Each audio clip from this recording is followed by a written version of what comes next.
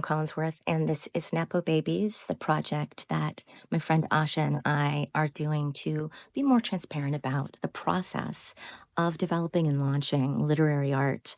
And in my case, it is dramatic art and playwriting. So I want to talk about something that is important to me when I'm working with a writer on developing their script. And sometimes people ask me why I'm so critical of a monologue. A monologue, for anyone that doesn't know, is simply when a character in a play speaks at some length without being interrupted by another character. And monologues are often fun for writers to write. Sometimes I even assign monologues to playwriting students because they can help playwrights get in the head of a character that they're trying to create and build. So my first question to a playwright when they are writing a monologue is whether it happens within the context of a scene and in relationship with another character or characters on stage. And is the character in pursuit of something?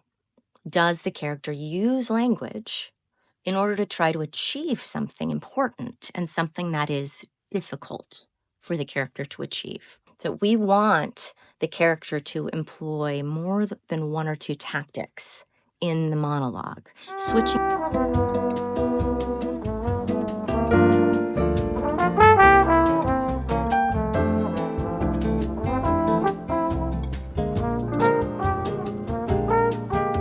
than one or two tactics in the monologue. Switching tactics helps us to make sense of why the character keeps talking. Characters only switch tactics when the tactic that they first try fails. So if a character keeps talking but doesn't switch tactics, that tends to indicate that nothing's at stake. Now, the same thing is true when a character is monologuing outside of the context of a scene with another character or characters. Sometimes we call this kind of monologuing direct address.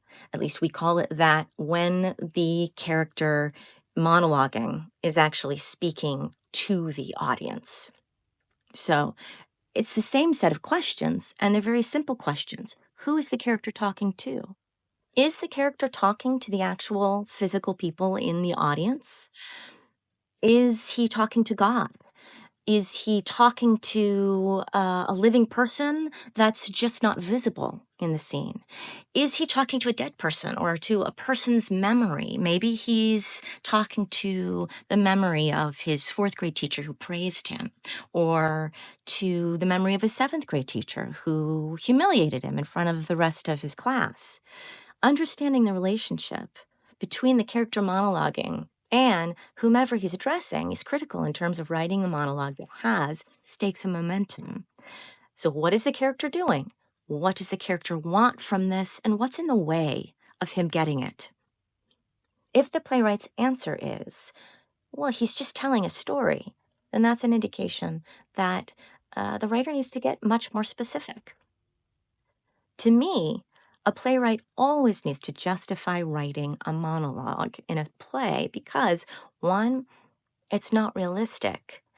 People don't often let other people talk at length without interruption when they are in any type of conflict, even a low-level conflict, like if two friends are arguing at lunch over who's going to pick up the restaurant tab.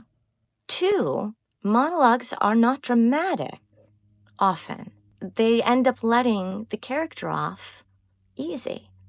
Any character who simply gets to explain herself is not actually an active pursuit of anything too difficult to achieve.